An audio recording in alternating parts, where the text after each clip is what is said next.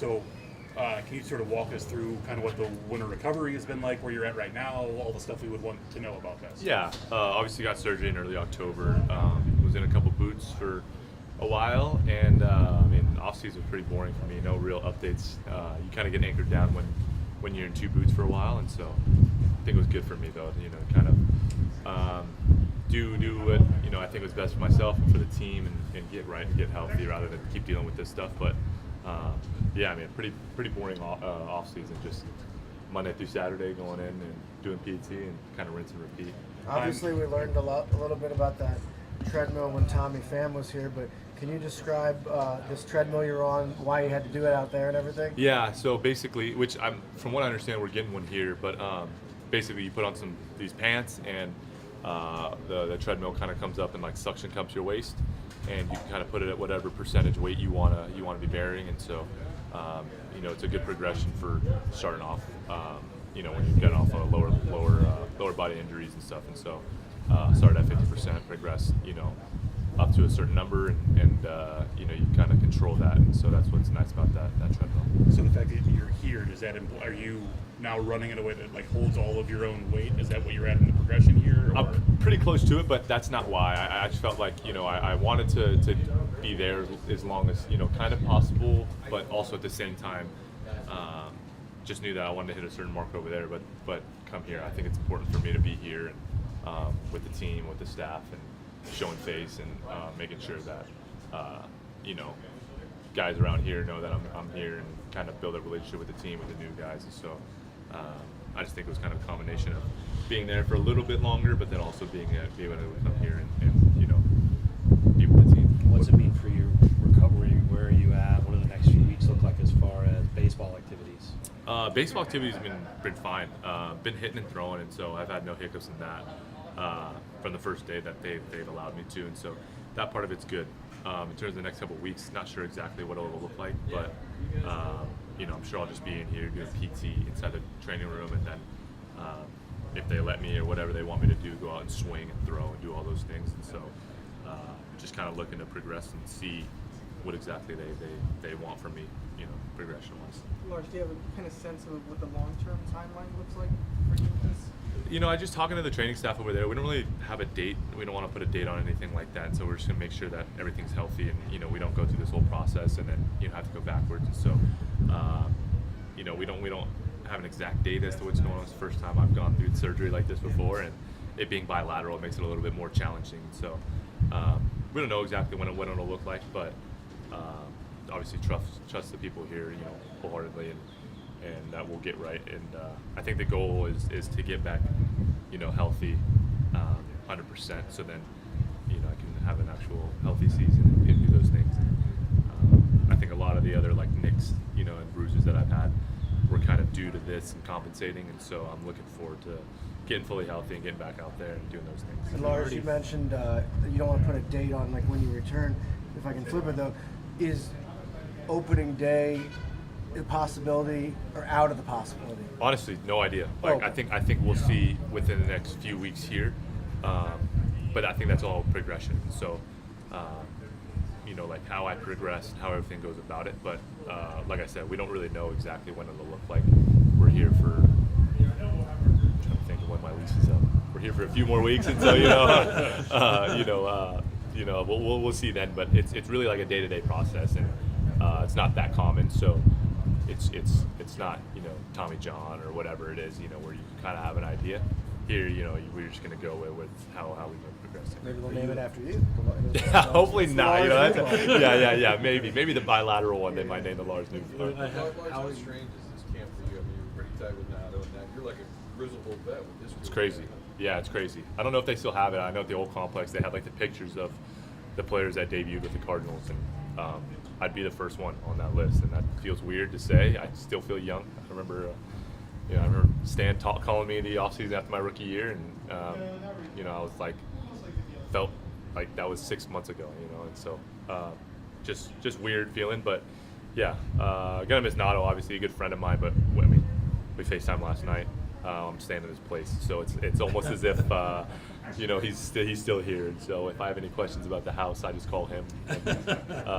But yeah, so I think it is a little weird, and it'll be a different experience. But looking forward to it. He didn't make you sign a lease, did he? No, not sign a lease, but Okay. we have a little mutual agreement going on, a little handshake agreement. So yeah. I mean, he's my landlord, which kind of sucks, but it's all right. Do you already have a sense of how it's going to feel different? Like the first time walking out of the booth, running a little bit. Are you starting to get a sense of? Yeah, I mean, there were points past couple years where I couldn't like walk up and down stairs without like really gripping a rail, and so I just felt like I was 26, 27, going on 28 now, and I was just like, I know guys play through pain, but this feels a little bit more than what people probably play through on a daily basis and go through, and so getting out of the booth, just being able to walk around right now and not have pain has been nice. Obviously, when you get into more intense things, you start getting that tension building in the tendon and stuff, but just to go through life and kind of walk around and do what normal people do and not have pain has been really nice. Do you have a sense of what it might look like then on the field? Like what's the ultimate? If this goes as well as you want, Yeah. What's possible? I don't. It's a good question. I just think it's. I don't know. It's like talking to the surgeon.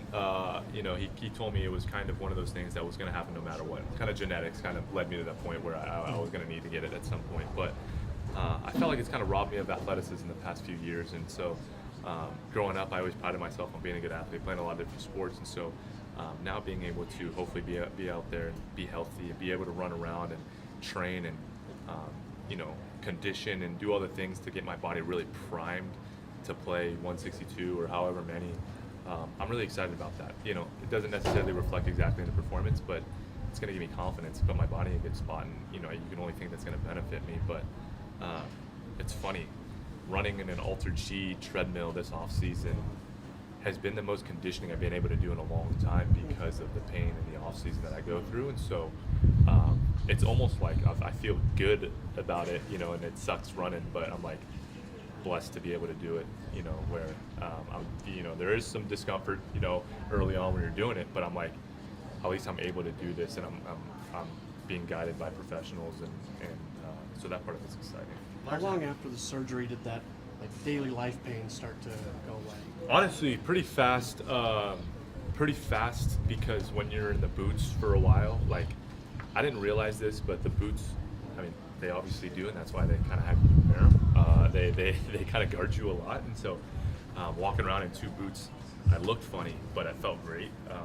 And then you take off the boots, and you have to try and learn to walk again. And I literally took the boots off and tried walking, and my legs were shaking because I just haven't used all those muscles in such a long time. But it wasn't like pain; it was just relearning how to walk and do those things. So yeah, I mean, just stretches, doing different stuff that would kind of irritate me before. I'm starting to feel better at, and so now it's at a point where it's strength building and make sure the tendon's healthy and all those things. Those are the boxes, but yeah, there were certain things that I would do kind of gingerly post surgery where now I'm like, oh, okay, there was just a mental block there because prior, that was kind of bothersome. Lars, how are you through this whole process? This seems like a surgery and an operation and a rehab that's kind of bigger than baseball, and it's about you as a human trying to live pain-free for the rest of your life for a long time. Yeah. There was that side of that for sure.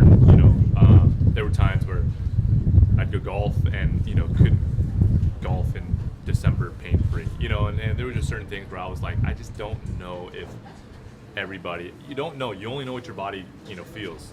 But I was like, I just have a tough time believing that everybody's feeling this certain way. And so that part of it's nice too. And that's kind of the rewarding part of this process is when you go through pain and you go through those trials and tribulations, it's like, yes, you're working through something and that's, uncomfortable, but you're like, I'm not only doing this for my career, but I'm doing this for the rest of my life. I don't want to be, 28 years old dealing with pain every single day of something that I could get fixed or whatever. And so, I can only imagine 20 years from now what it would feel like if I never got this operation done and never did these things. And so I'm grateful for that. And so that's kind of been the outlook for me where I'm like, yes, I have the pressure of being ready as soon as possible and being here for my team, but at the same time I'm like, I can flip it and be like, I'm doing this rehab process for myself and for the benefit of my life and just not having pain. And so that part of it's been good too. Was that painful? Was there ever a moment where like baseball was in question? No. It's one of those things where like, shout out to the boys over at Northrop Grumman back home, but I was working at Northrop Grumman, waking up at 4 a.m, 6 days a week, and so I was like, there's not a really a amount of pain that was going to stop me from at least trying to play baseball, and so I've worked those jobs before, and I love my coworkers there, I love my time over there, but baseball's more fun. It's nice to have that perspective of it too, but yeah, no, I mean, I just always thought that I was going to try and do everything I could to get out there and play. Got to a point where obviously I needed surgery, but yeah, I mean, I was going to try and do everything I could to get out there and play. Based on experience, do you have any idea how many at-bats, game appearances you would need before you're ready? No, my buddy would always tell me, you want 40 before you enter the season, whether that's live at-bats or spring training at-bats, and so that's kind of a number that's in my head, but I don't like have a set number. It's kind of a feel thing with baseball, and I've done a lot of time listening to guys this off season, and just I got to put the work in. That's what it really is. You just got to put the work in. But at the end of the day, once you step in those lines and you compete, if you felt good 2 weeks ago in a backfield, but all of a sudden now you're facing these dudes on the mound in the big leagues, that isn't really going to help you too much. And so again, you put the work in for the foundation, but you got to go out there and perform it. So it's not really a set number, but how you're feeling. Pain that you're describing, are you talking about in your heels? Is that like when you're going up the stinger? Like, can you describe that? Yeah, I guess it was heels. There she is. There she is right there. No, I'm kidding. That's Morgan, the PT over there. I met her, so I'm gonna be working with her a lot this spring. But no, tendon, heels, sides of the heels, ankles. Kind of just all that lower area. Yeah, there'd be time where just sitting, for some reason, it would just get sitting. I'd be sitting there and then it would get irritated and inflamed, and there would be like a really, really sharp pain just sitting down. But now that's kind of gone away, and so thankfully it's gone away, and so that's been nice. We've talked. Hagelin? Yeah. We've talked to a handful of guys from here who had conversations with Heim toward the end of last season, kind of about where things were at, where things were pointed. Where is that for you in terms of where you're at in your career, kind of what the long term looks like around here? Yeah. What were those conversations like, and what's the feel of it? I mean, my conversation with Heim towards the end was mainly just about like the surgery and everything. That was kind of what we did, and thankfully to him and thankfully to the medical staff, we kind of just believed like, I think mutually we would benefit if I got this done, came back and was healthy, and played well for this team. Whatever happens, after that. But I do no benefit to this team or to myself or anything if I just go out there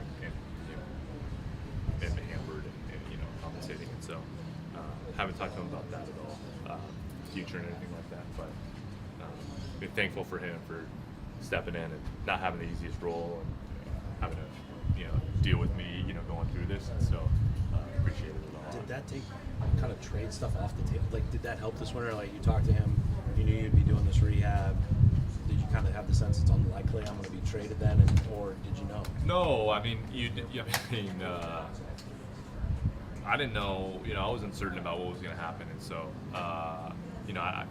I'm sure that had some input into it, but it still seemed like my name was getting thrown around, and so I was getting called from my agents and stuff this offseason, so I really didn't know, about what was going on. I was prepared to come here to camp, but then just like anybody, as soon as you get traded, you got to move on. And so, but yeah, I didn't really know. I wasn't sure.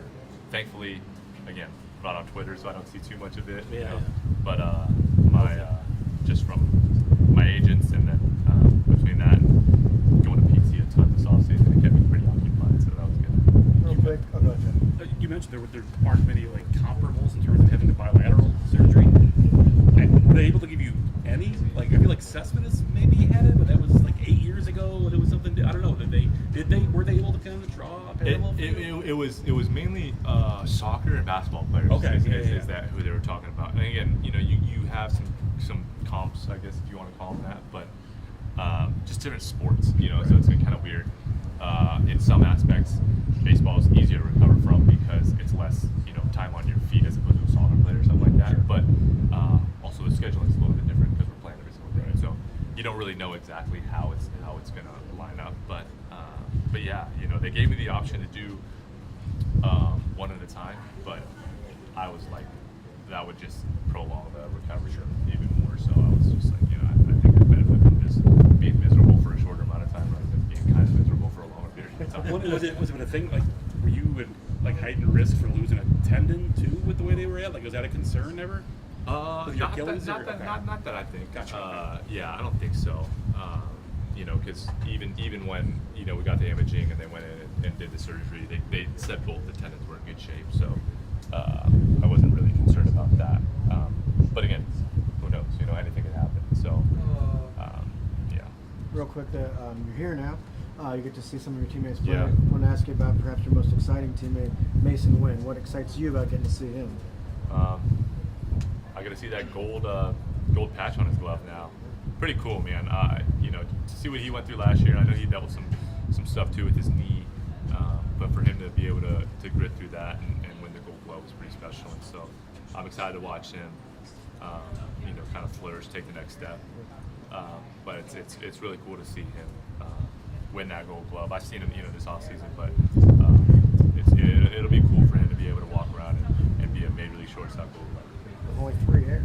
Yeah, Not right. just Right. Arguably, One wasn't given to him. Yeah, until right. later. Yeah, exactly. Platinum worthy, so it's pretty cool. Thanks. You had Thanks, the Lars. surgery in October, Yeah. and that was a surgery in California. New York, actually. Yeah.